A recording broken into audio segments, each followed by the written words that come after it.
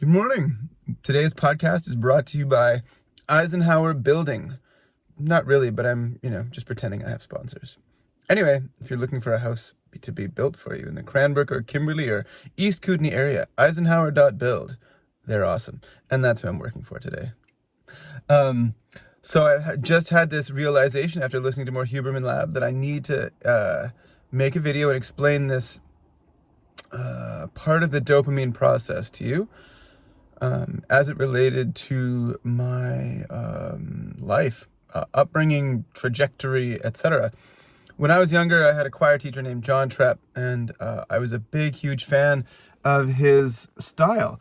As I grew up, I realized he probably was, overly cruel or yelled too much. He certainly wouldn't be a teacher in today's world. He yelled a lot.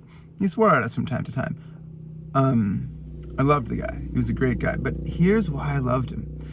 I couldn't focus, and he cared enough about what we were all doing together, and maybe cared about us enough. This is a weird way to say it, but he cared enough to yell and express, how important it was that we focus. And because we were working on something greater than ourselves, we were putting something together that was greater than the sum of its parts, which is, basically one of the reasons I love choral music.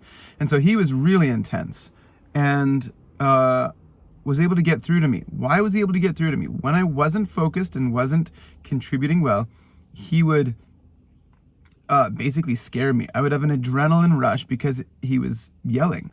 And so adrenaline, norepinephrine, I think is what it is a modulator of dopamine. So when Trepp would yell, and I would be like, oh, okay. And then my body would engage, the physiological reaction would happen. I'd be like, oh, right, really got to focus.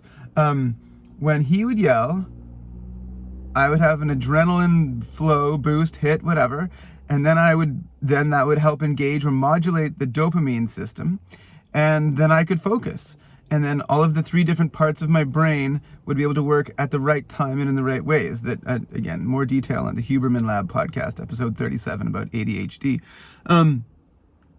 And so because he cared enough to yell, again, we're not supposed to yell, and we shouldn't, but because he cared enough to do the thing, to get through my brain fog of ADHD, I felt cared about because I could focus and learn the content, and we made beautiful music. I can't speak for everybody else in choir at the time or, throughout history who appreciated his style, because a lot of people didn't. A lot of people really didn't like that. And I think that there might be something about, how our brains work and who we connect with. But I didn't connect with my math teachers because they were calm about my inability.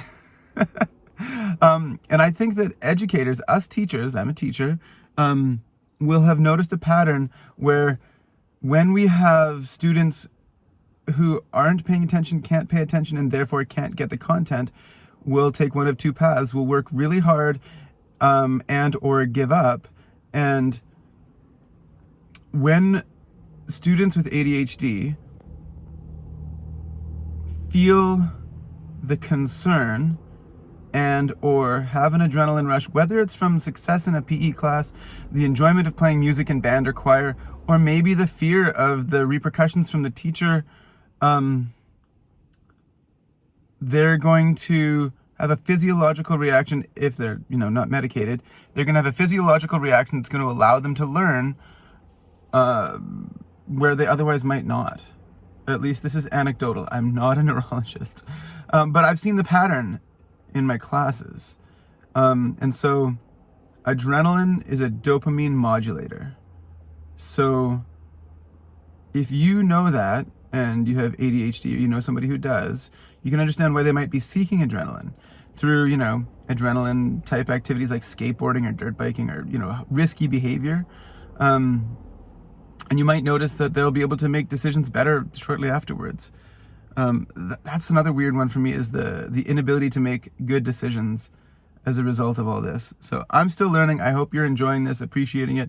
I'm going to be trying to continue to make these videos a little bit more regularly. Took a little break. Yeah, thanks for listening. If you have any questions, please please ask in the comments. Subscribe, share, all that YouTube stuff. Okay, thanks again.